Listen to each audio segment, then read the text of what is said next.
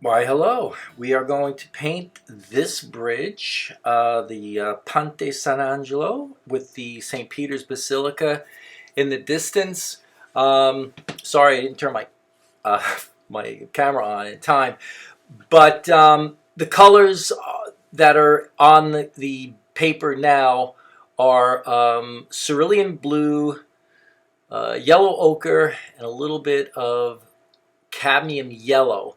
Now, what I tried to do here is create an underpainting for the background, for the sky, for a little bit for the water, and just really to get a gradient. That's why I'm holding the paper on a vertical and a horizontal. You can see it going all over. I have this on a one of those little tabletop easels where I'm trying to just get the water to run downward. That little yellow area right there, as you can see in the painting, I'm sorry, in the photo reference, that it's very bright. It's probably the brightest part, with the exception of the sky, in the whole composition. Um, yeah, this was quickly sketched out, not too much detail. I didn't want to get laden down with painting too many little things. Um, the one thing I could say about this painting, looking at it now, I probably could have done a underpainting in basically one color, meaning like the whole shape.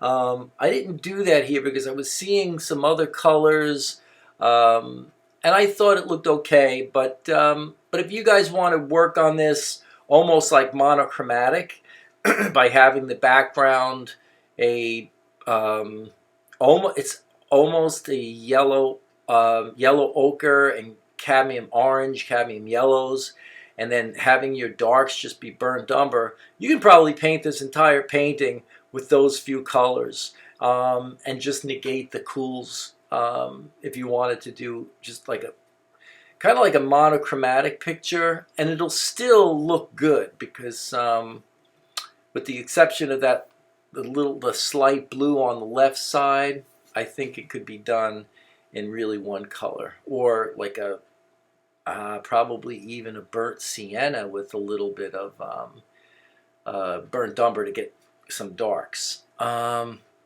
right, so now I'm basically using the uh, burnt sienna for the trees. I am using some cadmium oranges just to kind of beef up that tree shape there. Trying to get that feeling of that light, just kind of burning through that tree a little bit. It's almost like the lens flare feeling. Here is just the lights and the darks. So that little, it looks like just a little, I don't know what you'd call it, but it sort of runs along the, I'm assuming that's the Tiber River, that runs through Rome. And you can see that there was kind of like a walkway. I think people just kind of hang out there, and on hot days in Rome. Um, and here, I'm just darkening the bases of the stanchions, um, and really still just massing in shapes. Some of the trees, some of the buildings. I mean, it comes to a point where you can't really tell where the trees end and the buildings begin. So you just have to kind of create interesting shapes, really, um, when you're painting in this fast way. Um, the colors that I'm using for the buildings, chances are, it's burnt umber and ultramarine blue, to get that kind of gray tone. I didn't want it too blue, and I didn't want it too warm. I just wanted some reflective light to emit a little cool tone against all that warmth on the right side. Um, so here I'm kind of going back and forth with some darks, accents the inside those arches of the bridge. You can see they get a little cooler. They were cooler, because they were sort of like that shadow recessed area back there. And again, I'm still just blocking in different shapes. I don't know why I leave that little white spot in there, but I go back and I'll work on that too. Again, trying to just create a little bit more distance and mass. Just I see some details on the bridge itself. There's just some, and there's a lot going on there. The picture that I had, as you can see in the original photograph, not great really. It was kind of slightly out of focus, or maybe it's just not sharp focus because it was, you know, the camera was painted facing the sunset. But which is fine. You don't have to have every detail. You don't want. You're not going to be painted anyway. So what's the point? But it was very hazy. The whole photograph had a had like one kind of mist to it. So and again, I just tried to get a little bit more color happening. I didn't want it to be monochromatic. But if you guys want to do it in monochromatic, like I said, probably burnt sienna, cadmium yellow, cadmium orange, and burnt umber would probably do the whole painting. Kind of monochromatic. You'd still come away with a really nice picture because this is really kind of all about the light. Yeah, so here we're working more on the second wash. I'm leaving some areas a little opened up where some of the lights are kind of streaming through that basilica in the dome area. I do go back later on and add some lights to that. Now this background color, again, it's more of the burnt umber, but there is a little ultramarine blue just to sort of neutralize it. Okay, so now here's what looks like a roof. I think we're still in St. Peter's. I believe this whole complex is St. Peter's Square. I'm not sure, so don't quote me on that. But that is definitely St. Peter's Basilica from the view. I would suspect there's another bridge there from that perspective. I just don't know all the names of the bridges. But that bridge was Ponte San Angelo, or the Bridge of St. Angelo. Now I'm just trying to work in some little details in here too. Just indicating there's a little door, some tiny little windows. These are the things that are going to create the illusion that there's form there. So wherever you can get away, wherever you can see little embellishments, use some little washes. They don't have to be very dark. They don't have to be contrasty. Any little bit of like even things like that, where I just took this little scratch tool and kind of scratched a little, I don't know, what probably would be a walkway or something, maybe a stairway down to the water or something. All right, so those little things are what we kind of look for, those little elements. Now this painting, as you can see, it's not very big. It's probably about as wide. I would say it's about 15 inches wide, but it's not very high. Maybe 7 inches high or 6 inches high, maybe. It's more long than it is high, obviously. It's an elongated rectangular shape, which sometimes is nice and it's a different compositional shape. Now here we go again. I did add a little bit of I think it was like a yellow ochre wash over the whole painting. That's why it kind of came back looking a little somber. Be careful when you do that. I was just experimenting here. I figured, what the heck. And what it does, though, is sometimes it does pick up, even though the painting was dry, it does pick up a little bit of the paint. It actually washes a little bit of the previous layers away. So be careful. And I did just spray it with some water. I didn't use the brush. If I had used the brush, it probably would have lifted up too much paint. But sometimes that can actually work in your benefit if you want things to be like flatter. And that's kind of what I was going for here. But then I go back here again and get that, get the bridge stanchions, the reflection in the water. I get that a little bit more solidified, because it is. That's not, the sunset is behind them. Those areas there, with the exception of where the sun is hitting, right in that little park area, that's pretty much going to be cooler, just simply because there's no light hitting that area directly. There's a little bit on the side of right near that that jutting out piece there, that landmass, which is brightly illuminated now. Now again, some more accent points.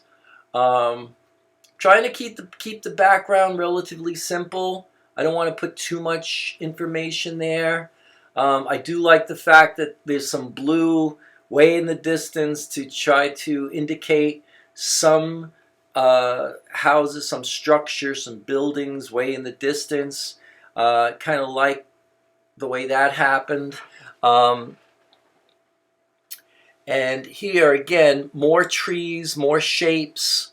I'm trying to be ambiguous by just creating negative space around those trees, and you'll see that I'll be dropping in some more yellow and orange colors there later on, and also some blues, and you'll see that happening later on too. Now this is where you have that kind of reprise to come back in and add little statuary, whatever looks natural.